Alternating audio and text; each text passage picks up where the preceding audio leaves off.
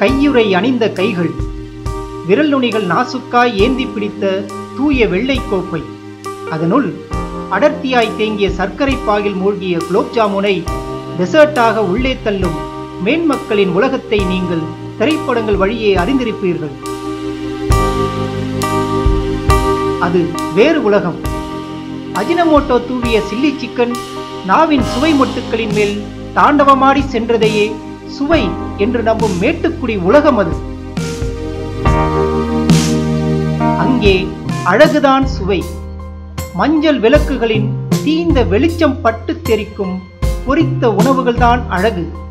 அவற்றை முட்கரண்டியில் கொத்தி நளினமாய் கொறிப்பதே அந்த உலகின் பண்பாடு. நமது உலகம் வேறு. வீட்டில் கட்டி கொடுத்த ஏதோ ஒரு சோறை தின்றபின் பக்கத்து பெட்டிக் கடையில் கிடைக்கும் 2 ரூபாய் கடலை மிட்டாய்கள் தான் நமது டெசர்ட்.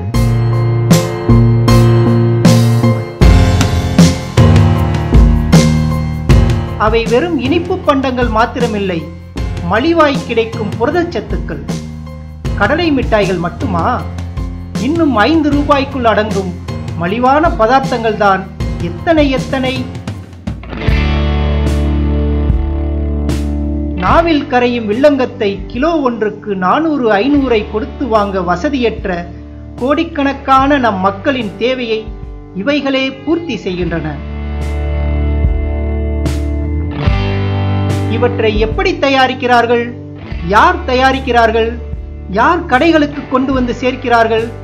நமது சட்டை பாக்கெட்டிலிருந்து கிளம்பும் 2 ரூபாய் யாருக்கெல்லாம் படியளக்கிறது?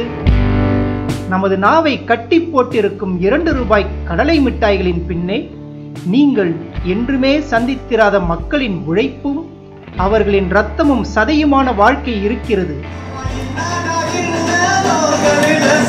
நாம் தின்னும் கடலை மிட்டாய்களையும் மைசூர் பாகையும் வடிவாக வெட்ட என் நேரமும் கொதிக்கும் உலையடுப்பில் சூடுபட்ட கைகளை பார்ப்பீர்கள்.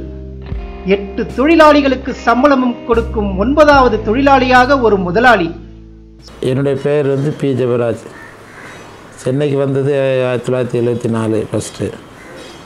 அதுலேருந்து வேலை தான் செஞ்சுட்டு இருந்தேன் பாத்திர கடையில். இந்த தொழிலுக்கு எப்படி சார் நீங்கள் வந்தீங்க? இதெல்லாம் இந்த பாத்திரத்துலேருந்து திருப்பி சொந்த தொழில் பண்ணத்தில் மிட்டாய் வியாபாரம் பண்ணத்தில் அந்த அனுபவத்தை வச்சு தான் மிட்டாய் கம்பெனி வச்சது.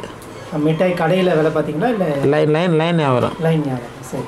உங்களுக்கு இனிப்பு வகையில் எல்லாம் செய்ய தெரியுமா? எல்லாம் தெரியும். எப்படி நீங்கள் எங்கே போய் கற்றுக்கிட்டீங்க? அதெல்லாம் எங்கேயும் கற்றுக்கல. இந்த மேனுவலாக இது நம்ம செய்கிறது கற்றுக்கிறது. அதாவது ஒரு சில மாஸ்டர் ஒரு 4 நாள் போடுவாங்க, அதை பார்த்துட்டு அப்படியே கற்றுக்கிட்டோம். மிட்டாய் கடைகளை எந்த இடத்தில் திறந்தால் நிறைய கல்லா கட்டலாம்? எங்கே மேட்டுக்குடியினர் அதிகம் இருக்கிறார்கள்? கடைக்குள் எந்தெந்த இடங்களில் அலங்கார விளக்குகள் பொருத்தினால் பலகாரங்கள் எடுப்பாக தெரியும்? வாங்க வருபவர்களை உளவியல் ரீதியில் மடக்க எப்படி பதார்த்தங்களை அழகாக அடுக்குவது என்றெல்லாம் கணக்கு போடும் ஸ்ரீ கிருஷ்ணா ஸ்வீட்ஸ் போன்ற சங்கிலித் தொடர் இனிப்பு முதலைகளின் மத்தியில் மிக எளிமையாக வெயில் காலங்களில் இனிப்பு தின்றால் தாகம் எடுக்கும் என்பதால் மக்கள் இனிப்பு தின்ன மாட்டார்கள். எனவே மழைக்காலங்களில் எங்களுக்கு அதிகம் விற்கும் என்பது போன்ற எளிய அனுபவ சூத்திரங்களே இவர்களிடம் உள்ளது.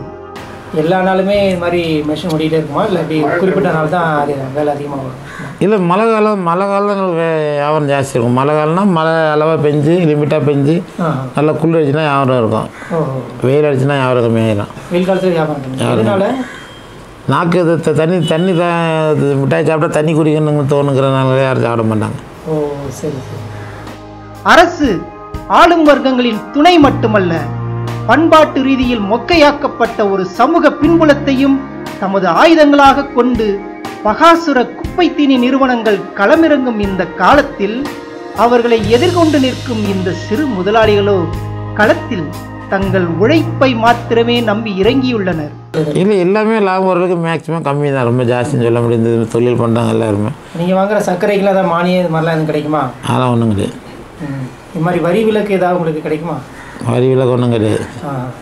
இந்த உணவுத்தர கட்டுப்பாடு இந்த மாதிரி அதிகாரிகள்லாம் ஏதாவது தொந்தரவு, இல்லை சுகாதாரத்துறை அதிகாரிகள் அப்படின்னு ஏதாவது ரைடெல்லாம் வருவாங்களா? வர்றாங்க இந்த மாதிரி ஏதாவது எப்படி அடிக்கடி வருவாங்களா? அதான் மாதம் வருவாங்களா? மாதத்தில் வசதி 3-4 ட்ரிப் இருந்துடுவாங்க. அப்படியே இவங்க இல்லாமல் நீங்கள் யாருக்கெல்லாம் காசு கொடுக்க வேண்டியிருக்கோம்? வேறு யாரும் காசு கொடுக்கல. இந்த உணவு இந்த கார்பரேஷன் டிபார்ட்மெண்ட்டில் மட்டும்தான்.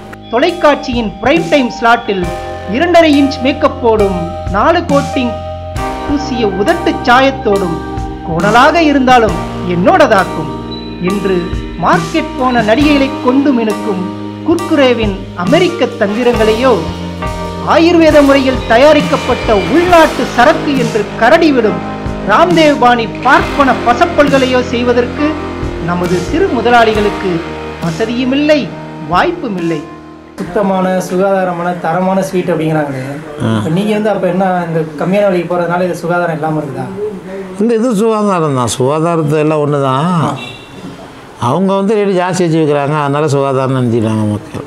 இது லாபம் கம்மி தான். இதில் லாபம் கை 2-3 கை மாதிரி நாங்கள் தயார் பண்ணுறோம், வியாபாரி கொடுக்குறோம், வியாபாரிக்கு லாபம் வேணும், அதுக்கப்புறம் கடைக்காரங்களுக்கு லாபம் வேணும்.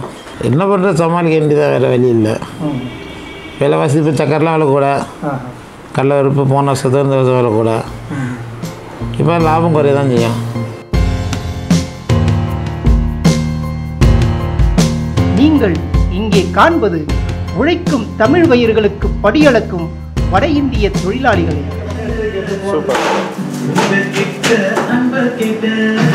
பின்னணியில் ஒலிக்கும் குத்துப்பாடல்கள் அவர்களது ரசனை அல்ல, இலவசமாய் கிடைக்கும் தற்காலிக வழி நிவாரணிகள். மிட்டாய்களின் இனிப்புக்கு விலை கொடுக்க முடியும், ஆனால் அவை பாகாய் கொதிக்கும் போது கிளம்பும் அனலில் நாளெல்லாம் கருகும் இந்த தொழிலாளிகளின் உழைப்புக்கு விலை ஏது?